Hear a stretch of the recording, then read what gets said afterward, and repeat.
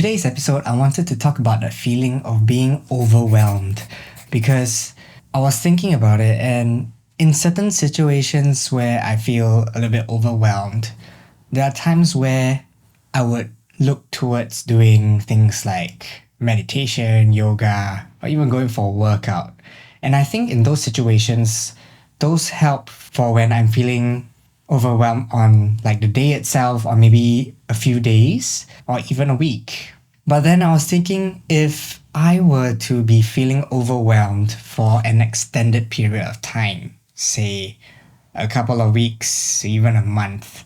and that feeling of being overwhelmed just doesn't seem to go away, what are the kind of things that can help me at a certain point of time? I think that's where I have to revisit what are the causes of me feeling overwhelmed, and looking at digging deeper into reflecting on whether I have, say, an imbalance of passive challenges in my life versus active challenges in my life. And the passive challenges being stuff like those that you cannot control, or even sometimes just unexpected challenges that arise sometimes, such as falling sick or having to do tasks that you don't like to do, like maybe doing your taxes or any kind of mundane task or draining task that you have to do. And then on the other hand, the active task is all those tasks that you choose to do, those tasks that are challenging you in some way that you prefer and are also working towards achieving a goal.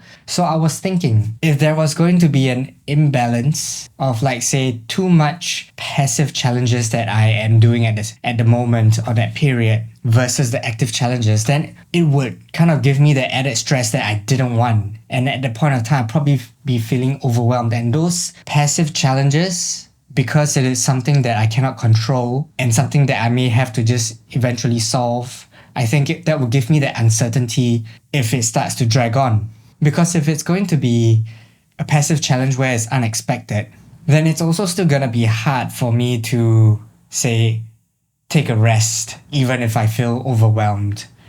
and have some time for myself. Because at the back of my head, I'll still have that feeling where, like, firstly, this problem will never go away. Secondly,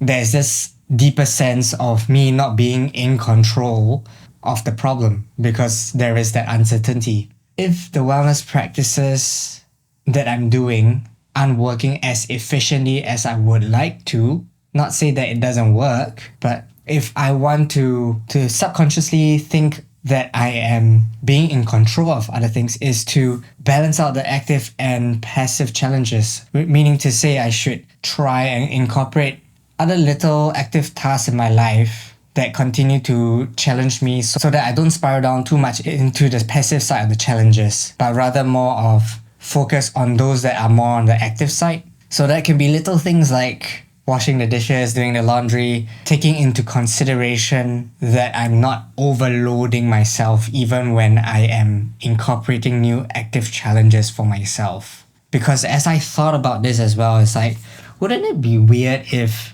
I already feel overwhelmed by all these passive challenges, I still put in more active challenges for myself, or more challenges for myself? As I was digging up more research on this, so I found this term called behavioral activation, and it's basically is to find a simple but yet challenging task for yourself to perform in order for you to get yourself out of that emotional state that negative emotional state that you're feeling, and do that particular task in order for you to feel better, because in some sense it will let you feel like you're in control again. And with this diagram, it kind of sparked some insights for myself to think about. This would come in handy for me if I was feeling overwhelmed to the point that I just don't feel like doing anything at all. But if I do find that simple task for myself just to perform out of the day, just like what we mentioned earlier, like doing the laundry or washing dishes, then at least those little steps that I can take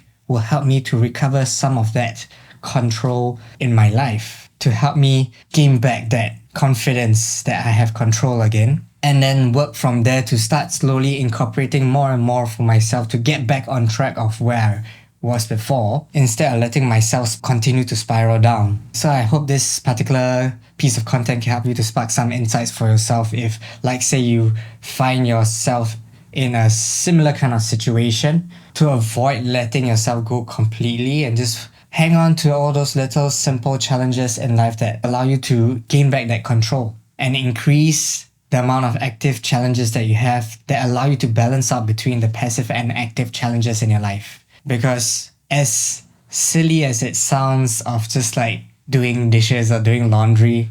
I can see how that worked for me at certain points in my life. It seems so simple, but it can be as simple as taking those first steps first to helping my mental well-being. So I hope this particular piece of content can serve as a reminder for you so that in the future, if there are any situations where the passive challenges are to be more than the active challenges in your life and you feel overwhelmed and you feel like that you're on the verge of spiraling down, this can help you to remember that even the simplest of challenges that you can be in control of and you can take charge of your life can help you to bring yourself back. I hope this particular sharing from my experience can help you in some way. If you have any questions, feel free to leave them in the comments. And if you enjoyed this piece of content, feel free to like, share, and subscribe. And I'll see you in the next one.